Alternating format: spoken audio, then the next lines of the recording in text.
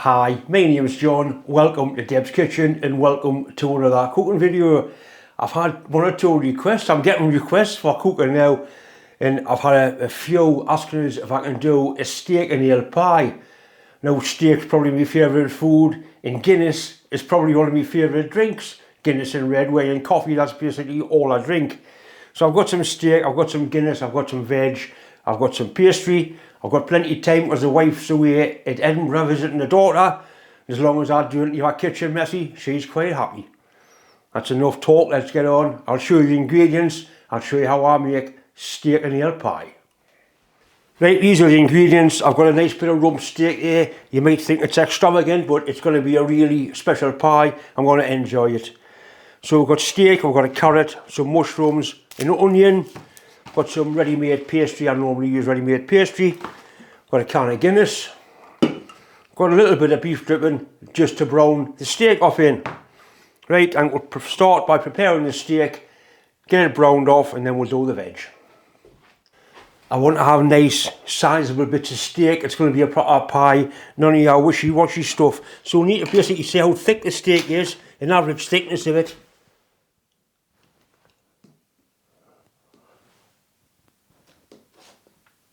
35mm there, down to sort of 25. So if we call it 30mm, we'll have 30mm chunks. You could use a vernier to measure it, but that would be a little bit extravagant. So I'm just going to use a steel rule and a set of dividers. So we said we're going to go for 30mm, that's 30mm there. And all you do is use that as a gauge. Once you've got one cut, you could copy off that, but they tend to get longer and longer, so it pays you to stick with the dividers till you get it all done.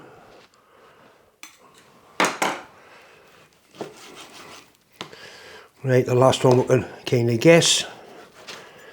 Right, and we're going to cut these into, once again, 30mm chunks. So we can do it that way. Basically, I think I've got half of them. It's going to be kind of accurate enough. This is quite tender, it's a bit of nice meat, this. There's a little gristly bit there, we'll take that out.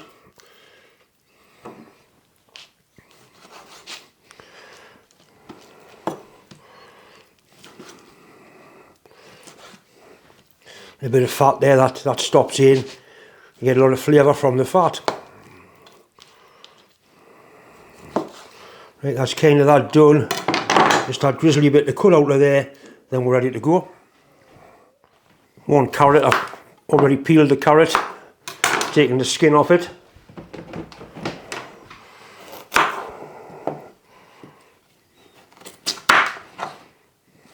Wants to be diced fairly finely. We don't want big chunks of carrot in there.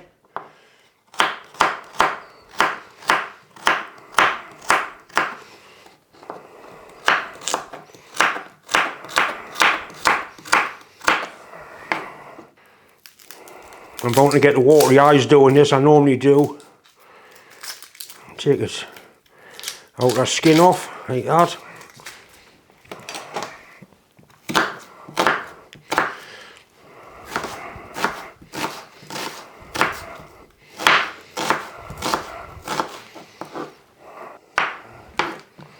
Some people cut the stalks out and wash them. Personally, I don't bother. Unless they're covered in soil, of course. These are pretty clean. I think they're called chestnut mushrooms.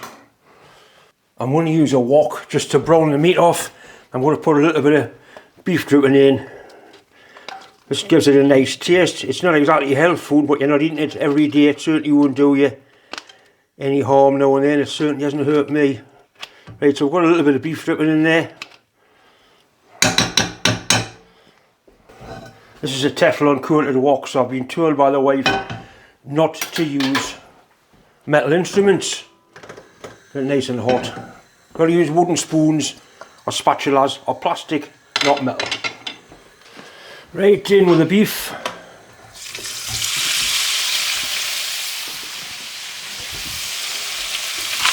black pepper,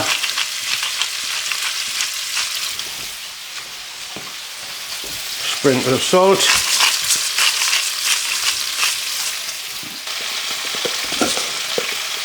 little touch of MSG. Some people don't like it, I do like it.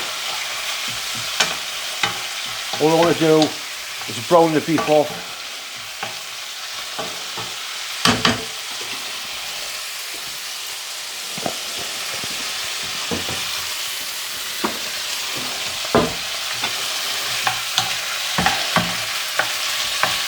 Right, that's browned off quite nicely now. Take that out of there. Then the vegetables go in. Carrots, onion,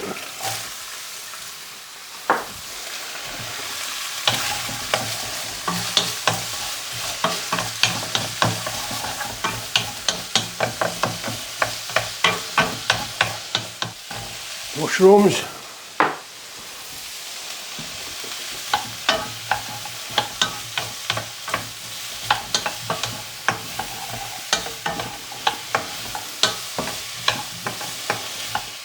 right, they're just starting to soften off. Back in with the steak.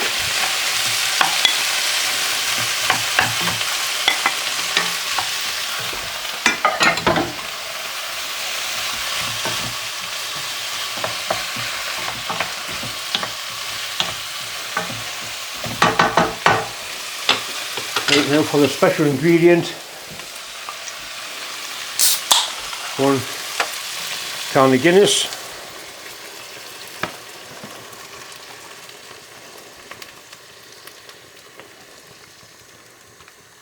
Get that back onto the simmer, and then it goes into the slow cooker, probably for a couple of hours. It is quality meat, so it'll not take that much tenderising, but the longer you cook it for, the better it actually becomes. Right, that's simmering away quite merrily. The smell is coming off this is absolutely astounding. I'm going to transfer it now into the slow cooker, and then we've got the pastry to contend with. Right, that goes into there. I use this slow cooker a lot for making soups and everything really. It's a very versatile bit of kit. Plenty of liquid in there, and with having the lid on, it will sort of semi-boil, but it won't evaporate all the goodness out of it. We'll put a lid on there, put that on high for 2 hours. This has been in the slow cooker for 2 hours now, and it's time to thicken the gravy up. And that's the stuff I use, Bisto gravy granules. You could use cornstarch and put some gravy browning in, but I really do like this stuff. Just stir it in. It gives it a lovely taste as well as thickening it.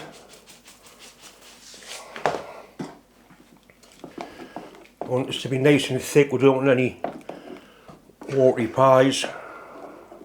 It's thickening up already.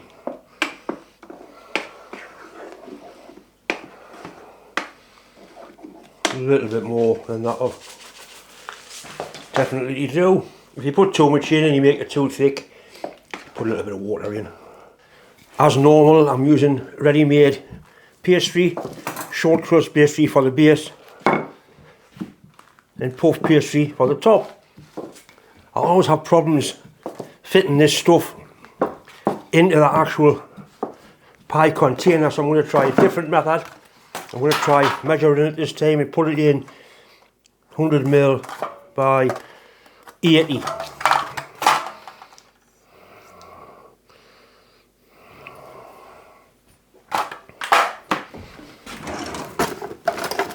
Right, so 100ml.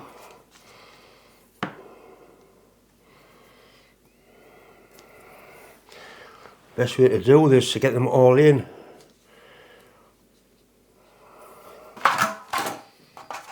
I'm going to need 300ml, that's plenty that way, so if I do it, I might mark that at 80, then I can get the 3 bases out of that.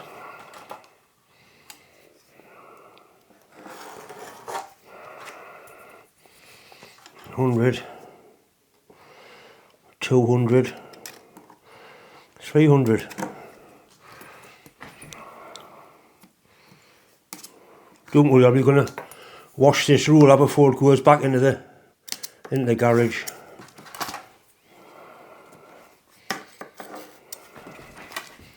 Right, so that's the 3 bases done.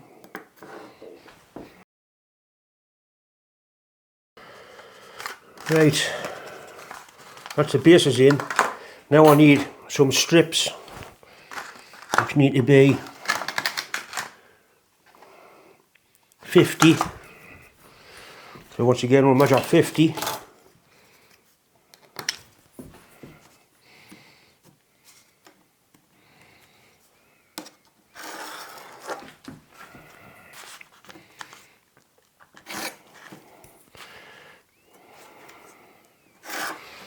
Right, so I'm hoping that I can kind of fit that around there like that. This is definitely a much neater job than I normally manage.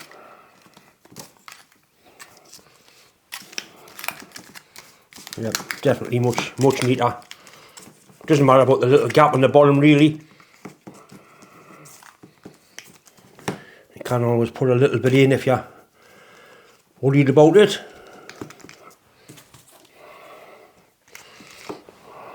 Pretty good. Tops are much easier because they're just squares. So we'll just cut squares out of it.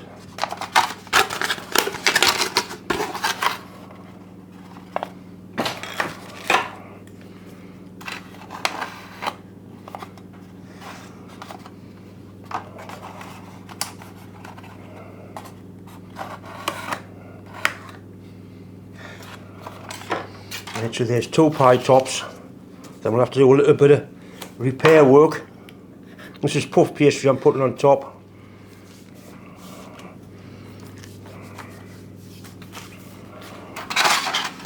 I'll have to do a join.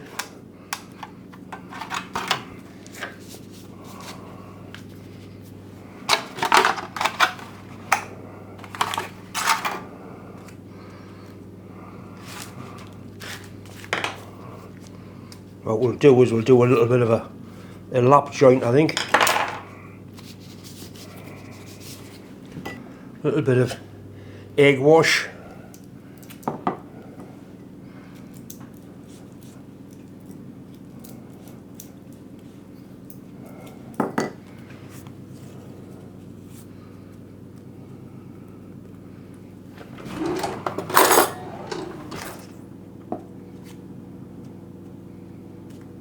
Pretty sure that'll be alright.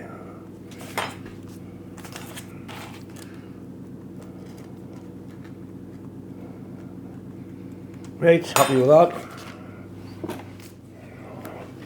Right, fill the pies up now. Hope I've got enough filling, I should have.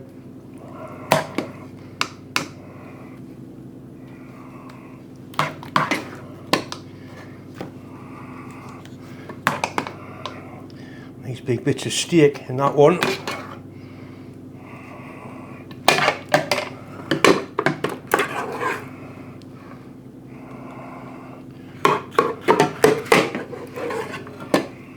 See, I'm using a metal ladle in there, I'll get it wrong when Deb watches that. I've mentioned this thing before, it's absolutely superb, flexible, it just does the job. Messy bastard you are, John. Egg wash to seal the edges.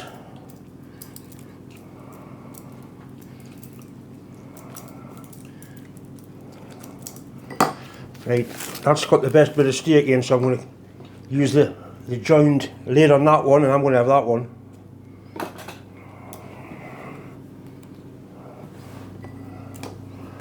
I must get a set of false teeth for doing the crimping with the same as old man Steptoe used to do.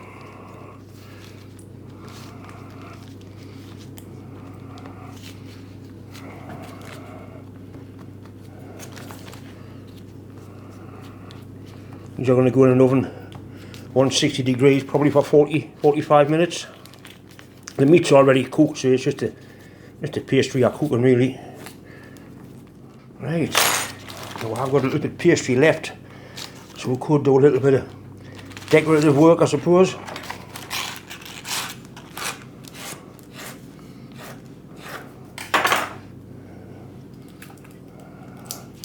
Egg wash.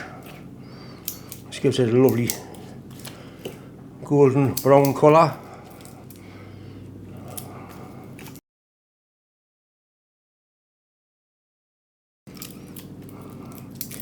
Right, I should do a little vent hole in it.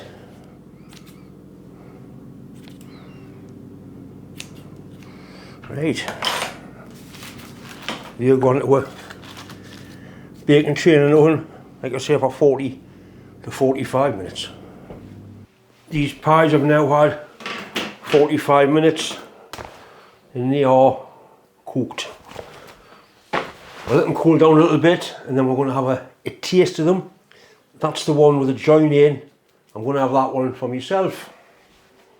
Somebody is bound to say, John, are you not going to have any vegetables with it? I am not going to have any vegetables with it.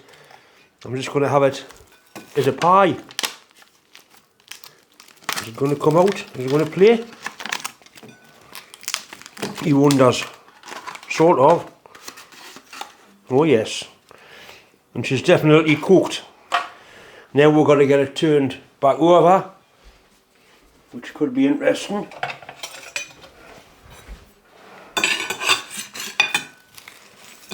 Right. We need to have a look inside it.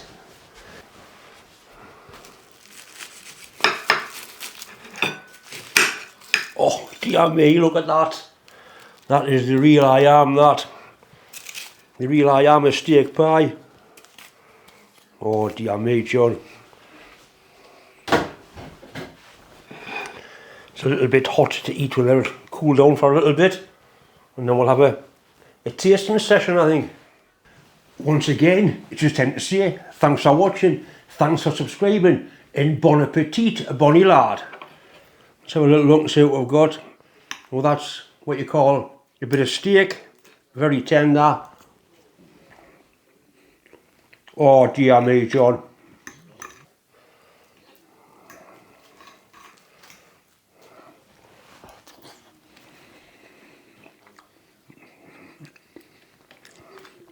This really is absolutely superb.